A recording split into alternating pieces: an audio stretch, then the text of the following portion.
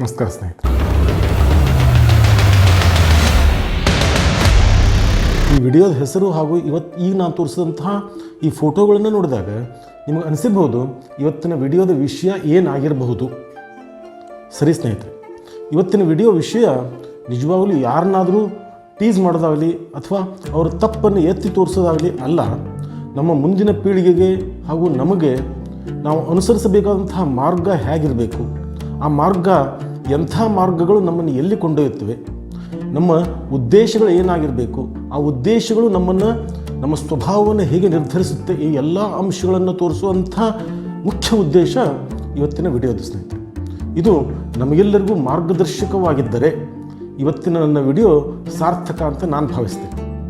ಹಾಗಾದರೆ ನೇರವಾಗಿ ವಿಷಯಕ್ಕೆ ಬಂದ್ಬಿಡ್ತೇನೆ. ಈ ಮೂರೂ ಫೋಟೋಗಳನ್ನು ನೋಡಿದಾಗ ಹಾಗೂ ಈ ವಿಡಿಯೋದ ಹೆಡ್ಡಿಂಗನ್ನು ನೀವು ನೋಡಿದಾಗ ನಮಗೊಂದು ವಿಷಯ ಅರ್ಥ ಆಗುತ್ತೆ ಸ್ನೇಹಿತರೆ. ಈ ಮೂರೂ ವ್ಯಕ್ತಿಗಳು ಇವರು ಸಾಧಾರಣ ವ್ಯಕ್ತಿಗಳಂತೂ ಅಲ್ಲ. ತಾವು ಇದ್ದಂತಹ ಪಕ್ಷಕ್ಕೆ ನಿಷ್ಠರಾಗಿ ಅನೇಕ ವರ್ಷಗಳ ಕಾಲ ಆ ಪಕ್ಷಕ್ಕೆ ದುಡಿದಂತಹ ಹಾಗೂ ಆ ಪಕ್ಷವನ್ನು ಕರ್ನಾಟಕದಲ್ಲಿ ಸ್ಥಾಪಿಸಲು ಅನೇಕ ಶ್ರಮಗಳನ್ನು ಪಟ್ಟಂತಹ ವ್ಯಕ್ತಿಗಳಲ್ಲಿ ಈ ಮೂರೂ ವ್ಯಕ್ತಿಗಳು ಶ್ರೇಷ್ಠರು.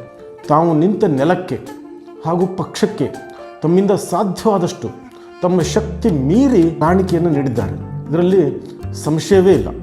ತಮಗೆ ಆಶ್ರಯ ನೀಡಿದಂತಹ ಪಕ್ಷಕ್ಕೆ ತಮ್ಮ ಜ್ಞಾನಕ್ಕೆ, ತಮ್ಮ ವಯಸ್ಸಿಗೆ, ತಮ್ಮ ಸಾಮರ್ಥ್ಯಕ್ಕೆ ನೀಗುವಂತಹ ಅನುಗುಣವಾಗಿ ಶ್ರಮಿಸಿದ್ದಾರೆ. ಈ ವ್ಯಕ್ತಿಗಳ ಹೆಸರು ಕೇಳಿದ್ರೆ ಸಾಕು, ಇವರು ನಿರ್ದೇಶಿಸುವಂತಹ ಪಕ್ಷ ಯಾವುದು, ಇವರು ಶ್ರಮಿಸಿದಂತಹ ಪಕ್ಷ ಯಾವುದು, ಆ ಪಕ್ಷದ ಉದ್ದೇಶಗಳು ಏನೇನು ಎಂಬುದು ಇವರ ಮುಖ ನೋಡಿದ ತಕ್ಷಣ ಸರ್ವರಿಗೂ ಅರ್ಥವಾಗಿಬಿಡುತ್ತೆ. ಆದರೆ ನೋಡಿ ಸ್ನೇಹಿತರೆ, ನಿಯತ್ತು ಹಾಗೂ ಸ್ವಾರ್ಥ ಈ ವಿಷಯಕ್ಕೇನಾದರೂ ಬಂದರೆ ಒಬ್ಬ ವ್ಯಕ್ತಿ ತಾನು ಇಲ್ಲಿವರೆಗೂ ಮಾಡಿದಂತಹ ಸಾಧನೆಯನ್ನು, ಸಾಮರ್ಥ್ಯವನ್ನು, ತನ್ನ ಶಕ್ತಿಯನ್ನು ತನ್ನ ಸ್ವಾರ್ಥಕ್ಕೆ ಬಲಿಯಾಗಿ ಹೇಗೆ ಬಲಿ ಕೊಟ್ಬಿಡ್ತಾನೆ ಅನ್ನುವಂತಹ ಅಂಶ ಇಲ್ಲಿ ಕಂಡುಬರುತ್ತೆ. ಸ್ವಾರ್ಥ ಒಬ್ಬ ವ್ಯಕ್ತಿಯ ವಿಚಾರಗಳನ್ನು ಎಷ್ಟು ಕೀಳುಮಟ್ಟಕ್ಕೆ ತಂದುಬಿಡುತ್ತೆ, ಅವನ ನಿಯತ್ತನ್ನು ಹೇಗೆ ಕೆಡಿಸಿ ಹಾಕಿಬಿಡುತ್ತೆ. ಅದೇ ಅವನು ನಡೀತಿರುವಂತಹ ಉನ್ನತ ಮಾರ್ಗವನ್ನು ತಪ್ಪಿಸಿ ಅವನಿಗೆ ಗೊತ್ತಿಲ್ಲದ ಹಾಗೆ ಅವನನ್ನು ಅಧಃಪತನದ ಮಾರ್ಗಕ್ಕೆ ಕೊಂಡೊಯ್ದುಬಿಡುತ್ತೆ. ಅದೇ ಸ್ವಾರ್ಥದಿಂದ ಜನರ ದೃಷ್ಟಿಯಲ್ಲಿ ಆ ವ್ಯಕ್ತಿಗಳು ಹೇಗೆ ಸಣ್ಣವರಾಗಿಬಿಡ್ತಾರೆ. ಅಲ್ಲಿವರೆಗೂ ಮಾಡಿದಂತಹ ಸಾಧನೆಗಳನ್ನು ತಪ್ಪಿಸಿಕೊಂಡು ಜನರ ದೃಷ್ಟಿಯಲ್ಲಿ ಹೇಗೆ ಸಣ್ಣವರಾಗಿಬಿಡ್ತಾರೆ.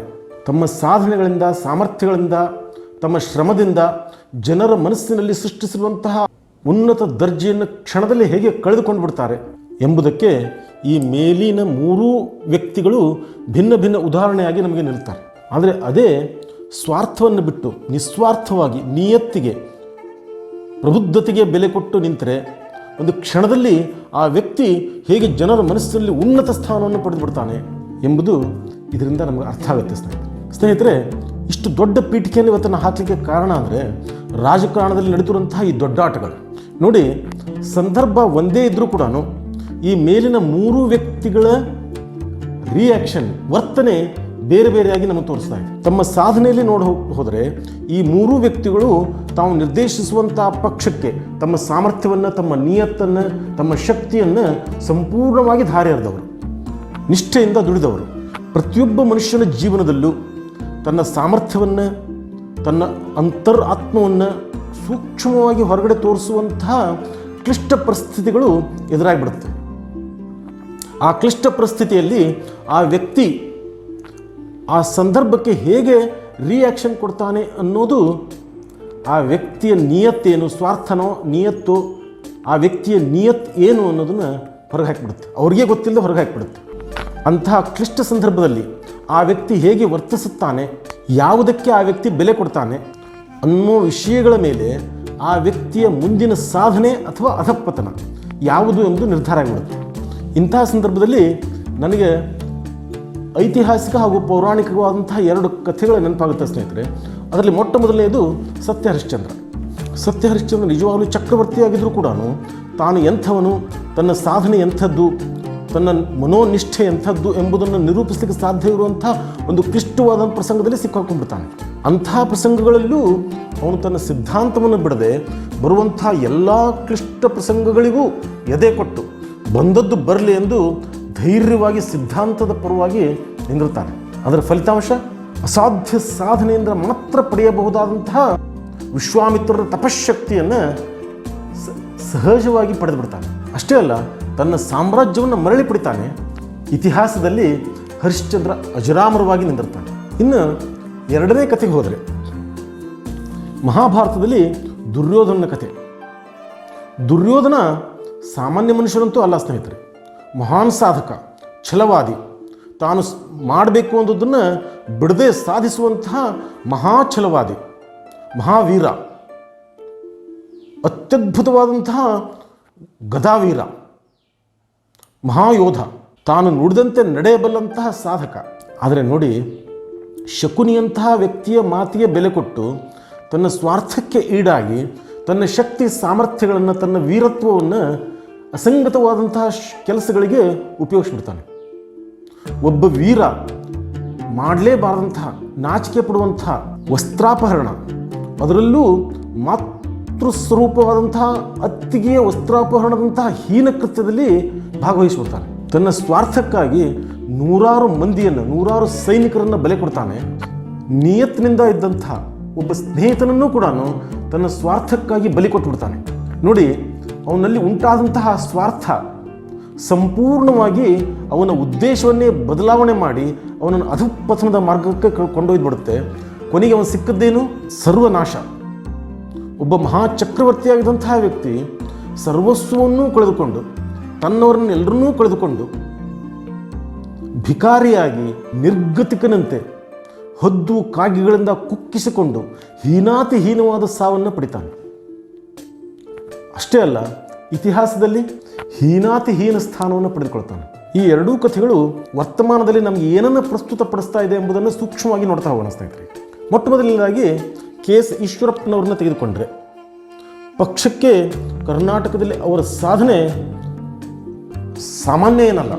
ಕರ್ನಾಟಕದಲ್ಲಿ ಪಕ್ಷವನ್ನು ಕಟ್ಟಿ ಬೆಳೆಸೋದರ ಸಲುವಾಗಿ ಅಭೂತಪೂರ್ವವಾಗಿ ಯಡಿಯೂರಪ್ಪನವರೊಂದಿಗೆ ಹೆಗಲಿಗೆ ಹೆಗಲು ಕೊಟ್ಟು, ಬಿಸಿಲು ಮಳೆ ಎಂಬುದನ್ನು ಲೆಕ್ಕಿಸದೆ ಪಕ್ಷಕ್ಕಾಗಿ ದುಡಿದಂತಹ ಮಹಾನ್ ನಾಯಕ.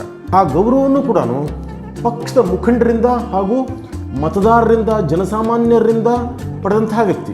ಆದರೆ ನೋಡಿ, ಯಾವಾಗ ಸ್ವಾರ್ಥದ ಆಶೆಗೆ ಬೀಳ್ತಾರೋ ಆವಾಗ ಪಕ್ಷದ ಪರವಾಗಿ ಅವರ ನಿಷ್ಠೆಯೇ ಬದಲಾಗಿ ಹೋಗುತ್ತೆ. ಅವರ ಮಾತು ಹಾಗೂ ವರ್ತನೆಗಳಲ್ಲಿ ಅವರಿಗೆ ಅರಿವಿಲ್ಲದಂತೆ ವೈರುಧ್ಯಗಳು ಕಾಣಿಸಿಕೊಳ್ಳಿಕ್ಕೆ ಶುರು ಮಾಡುತ್ತೆ. ಒಂದು ಕಡೆ ಹೇಳ್ತಾರೆ ನೋಡ್ರಿ, ಮೋದಿಯವರು ವಂಶ ಪಾರಂಪರ್ಯ ರಾಜಕೀಯಕ್ಕೆ ಒಪ್ಪೋದಿಲ್ಲ, ಆ ಸಿದ್ಧಾಂತದ ಪರವಾಗಿಯೇ ನಾನು ಕೂಡ ಇವತ್ತು ನನ್ನ ಹೋರಾಟವನ್ನು ನಡೆಸಿದ್ದೇನೆ ಅಂತ ಒಂದು ಕಡೆ ಹೇಳ್ತಾರೆ. ಇನ್ನೊಂದು ಕಡೆ ಹಾವೇರಿ ಕ್ಷೇತ್ರಕ್ಕೆ ನನ್ನ ಮಗನಿಗೆ ಇಲೆಕ್ಷನ್ಗೆ ನಿಲ್ಲಲಿಕ್ಕೆ ಟಿಕೆಟನ್ನು ಕೊಡಲಿಲ್ಲ ಅಂತೇಳಿ ನನ್ನ ಹೋರಾಟ ಇವತ್ತು ನಡೀತಾ ಇದೆ ಅಂತ ಹೇಳಿ ವಂಶ ಪಾರಂಪರ್ಯ ರಾಜಕೀಯವನ್ನೇ ಪ್ರತಿನಿಧಿಸುತ್ತಾರೆ. ಈ ವೈರುಧ್ಯ ಅವರ ಮಾತಿನಲ್ಲಿ, ವರ್ತನೆಯಲ್ಲಿ ಕಾಣ್ತಾ ಇದೆ. ನೋಡಿ, ಸ್ವಾರ್ಥ ಅನ್ನುವಂಥ ಅಂಶ ಮನಸ್ಸಿನಲ್ಲಿ ಚಿಗುರು ಹಾಕೊಂಡ್ಬಿಟ್ರೆ ಹೇಗೆ ಅವರ ಸಿದ್ಧಾಂತಗಳನ್ನು, ಅವರ ವ್ಯಕ್ತಿತ್ವವನ್ನು ಸಂಪೂರ್ಣವಾಗಿ ನಾಶ ಮಾಡಿಬಿಡುತ್ತೆ. ಅವರು ತಮ್ಮ ತಪ್ಪನ್ನು ತಾವೇ ಅರ್ಥ ಮಾಡಿಕೊಳ್ಳಾರ್ದಂತಹ ಸ್ಥಿತಿಗೆ ಅವ್ರನ್ನ ತಂದು ನಿಲ್ಲಿಸಿಬಿಡುತ್ತೆ ಅನ್ನಲಿಕ್ಕೆ ಇದೊಂದು ಉದಾಹರಣೆ ಸ್ನೇಹಿತರೆ. ಹಾಗೆ ನೋಡ್ತಾ ಹೋದರೆ ಇದರಿಂದ ಅವರಿಗೆ ಮುಂದೆ ಸಿಗುವಂತಹ ಫಲಿತಾಂಶ ಆ ದೇವರೇ ಬಲ್ಲ. ಈಗ ನಾನೇನು ಹೇಳಲಾರೆ, ಆದರೆ ವರ್ತನೆ ಬಹುತೇಕವಾಗಿ ಅವರ ಹಿಂದಿನ ಸಾಧನೆಗಳಿಗೆ ಹೋಲಿಸಿದರೆ ಅಷ್ಟು ಒಳ್ಳೆಯದಲ್ಲ ಅನ್ನೋದು ನನ್ನ ಭಾವನೆ ಸ್ನೇಹಿತರೆ. ಇನ್ನು ಸದಾನಂದ ಗೌಡರ ವಿಷಯಕ್ಕೆ ಬರೋದಾದರೆ, ಕರ್ನಾಟಕದ ಮುಖ್ಯಮಂತ್ರಿಯೂ ಆಗಿ ಜನರ, ಮತದಾರರ ದೃಷ್ಟಿಯಲ್ಲಿ ಸಜ್ಜನ, ಸದಾ ಹಸನ್ಮುಖಿ, ಪಕ್ಷನಿಷ್ಠ, ಮಹಾನ್ ನಾಯಕ ಎಂದು ಹೆಸರು ಗಳಿಸಿದಂತಹ ಸದಾನಂದ ಗೌಡರು ಕೇಂದ್ರದಲ್ಲೂ ಕೂಡ ಸಚಿವ ಸ್ಥಾನವನ್ನು ತಮ್ಮ ಸಾಧನೆಯಿಂದಲೇ ಪಡೆದುಕೊಂಡು ಇವತ್ತು ಅವರು ಸ್ವತಃ ತಮ್ಮ ಬಾಯಿಂದ ಏನು ಹೇಳದೇ ಇರ್ಬೋದು, ಆದರೆ ವರ್ತಮಾನದಲ್ಲಿ ಅವರು ವರ್ತಿಸುತ್ತಿರುವಂತಹ ರೀತಿ, ಆ ರೀತಿಗೆ ಮಾಧ್ಯಮಗಳು ಕೊಡುತ್ತಿರುವಂತಹ ರಿಯಾಕ್ಷನ್ ಹಾಗೂ ಆ ರಿಯಾಕ್ಷನ್ಗೆ ಮತ್ತೆ ಆ ವ್ಯಕ್ತಿ ಸ್ಪಂದಿಸುತ್ತಿರುವಂತಹ ರೀತಿಗಳನ್ನು ನೋಡಿದರೆ ಸದಾನಂದ ಗೌಡರು ಸ್ವಾರ್ಥಕ್ಕೆ ತಮ್ಮ ಮನಸ್ಸನ್ನು ಕೊಡ್ತಾ ಇದ್ದಾರಾ? ಇದೇ ಸ್ವಾರ್ಥದಿಂದ ಅವರೂ ಕೂಡ ತಪ್ಪು ಹಾದಿ ತುಳಿಯುವಂತಹ ಒಂದು ಸಂದರ್ಭದಲ್ಲಿ ನಿಂತಿದ್ದಾರಾ ಅನ್ನುವಂತಹ ಸಂಶಯ ಜನಸಾಮಾನ್ಯರಿಗೆ ಇವತ್ತು ಮೂಡ್ತಾ ಇದೆ ಸ್ನೇಹಿತರೆ. ಸದಾನಂದ ಗೌಡರಿಗೆ ನನ್ನ ಕಳಕಳಿಯ ವಿನಂತಿ ಏನೆಂದರೆ, ತಮ್ಮಂತಹ ಮಹಾನ್ ನಾಯಕರು, ಪಕ್ಷನಿಷ್ಠರು ಯಾವುದೇ ನಿರ್ಧಾರವನ್ನು ತೆಗೆದುಕೊಳ್ಳಬೇಕಾದ್ರೆ ತಮ್ಮ ಸಹನಾಡಿಗಳಾದಂತಹ ವ್ಯಕ್ತಿಗಳು ತಪ್ಪು ನಿರ್ಧಾರವನ್ನು ತೆಗೆದುಕೊಂಡು ಹೇಗೆ ತಮ್ಮ ಸಾಮರ್ಥ್ಯವನ್ನು, ಜನರಲ್ಲಿ ತಮ್ಮ ದೃಷ್ಟಿಯನ್ನು, ಜನರಲ್ಲಿ ತಮ್ಮ ದರ್ಜೆಯನ್ನು ಹೇಗೆ ಕಳೆದುಕೊಂಡಿದ್ದಾರೆ ಅನ್ನೋದನ್ನು ವೀಕ್ಷಿಸಿ ಅದನ್ನು ಮಾರ್ಗದರ್ಶಕವಾಗಿ ತೆಗೆದುಕೊಂಡು ಆನಂತರ ತಮ್ಮ ಸ್ಥಾನಕ್ಕೆ, ತಮ್ಮ ವಯಸ್ಸಿಗೆ, ತಾವು ಗಳಿಸಿರುವಂಥ ಹೆಸರಿಗೆ ಯಾವ ರೀತಿ ವರ್ತಿಸಬೇಕು ಅನ್ನೋದನ್ನು ನಿರ್ಧಾರ ಮಾಡಲಿ ಅನ್ನೋದು ಸದಾನಂದ ಗೌಡರಲ್ಲಿ ನನ್ನ ಕಳಕಳಿಯ ಪ್ರಾರ್ಥನೆ ಸ್ನೇಹಿತರೆ. ಆ ರೀತಿ ಮತ್ತೊಬ್ಬರ ಮಾರ್ಗದರ್ಶನವನ್ನು ತೆಗೆದುಕೊಂಡು ಮುಂದೆ ಹೆಜ್ಜೆ ಇಡೋದೇ ಅವರಿಗೆ ಸೂಕ್ತವಾದ ಮಾರ್ಗದರ್ಶನವನ್ನು ನೀಡಬಲ್ಲದು ಅನ್ನೋದು ನನ್ನ ಅಭಿಪ್ರಾಯ.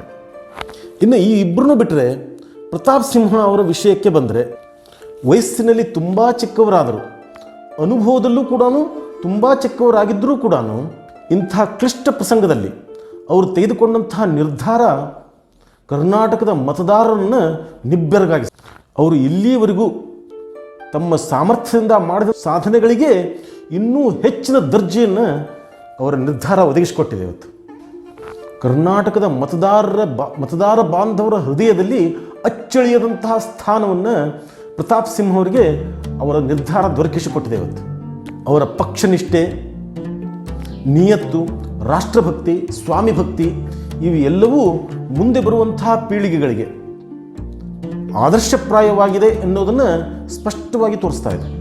ಸೋತು ಗೆಲ್ತಾರೆ. ಇವತ್ತು ವರ್ತಮಾನದಲ್ಲಿ ಅವರು ಕಳೆದುಕೊಂಡವರಾಗಿದ್ದರೂ ಕೂಡ ಅವರ ಆ ನಿರ್ಧಾರದಿಂದ ಸತ್ಯ ಹರಿಶ್ಚಂದ್ರನ ಹಾಗೆ ಮುಂದೆ ಒಂದು ದೊಡ್ಡ ಸ್ಥಾನವನ್ನು ಪಡಿತಾರೆ ಅನ್ನೋದರಲ್ಲಿ ಯಾವ ಸಂಶಯವೂ ಇಲ್ಲ. ಇವತ್ತಿನ ರಾಜಕೀಯ ನಾಯಕರು ಪಕ್ಷಾತೀತವಾಗಿ ತಾವೊಬ್ಬ ನಾಯಕರು, ತಮ್ಮನ್ನು ಅನೇಕ ಜನರು ಅನುಸರಿಸ್ತಾ ಇರ್ತಾರೆ. ಹಾಗೂ ನಾವು ಅದೇ ಕಾರಣಕ್ಕೆ ನಾವು ಆ ಜನರಿಗೆ ಮೇಲ್ಪಂಕ್ತಿಯಾಗಿರಬೇಕು ಅನ್ನುವಂಥ ಒಂದು ನಿರ್ಧಾರವನ್ನು ತೆಗೆದುಕೊಂಡು ತಮ್ಮ ವರ್ತನೆಯಲ್ಲಿ ಅಂತಹ ಸೂಕ್ಷ್ಮಗಳನ್ನು ಅಳವಡಿಸಿಕೊಂಡು ಮತ್ತೊಂದು ತಮ್ಮನ್ನು ನೋಡ್ತಿರುವಂತಹ ತಮ್ಮ ಅಭಿಮಾನಿಗಳಾಗಿರುವಂತಹ ಜನಸಾಮಾನ್ಯರಿಗೆ ತಾವು ಆದರ್ಶವಾಗಿ ಇರಬೇಕು ಅನ್ನೋದೇ ಕರ್ನಾಟಕದ ರಾಜಕೀಯ ನಾಯಕರ ಉದ್ದೇಶವಾಗಿರಬೇಕು ಅನ್ನೋದು ನನ್ನ ಕಳಕಳಿಯ ಮತ್ತೊಂದು ಪ್ರಾರ್ಥನೆ ಸ್ನೇಹಿತರೆ. ಈ ಪ್ರಾರ್ಥನೆ ಪಕ್ಷಾತೀತವಾಗಿ ಕರ್ನಾಟಕದಲ್ಲಿರುವಂತಹ ರಾಜಕೀಯ ವ್ಯಕ್ತಿಗಳ, ನಾಯಕರಿಗೆ ಮುಟ್ಲಿ ಅನ್ನೋದೇ ನನ್ನ ಪ್ರಾರ್ಥನೆ. ನಮಸ್ಕಾರ ಸ್ನೇಹಿತರೆ.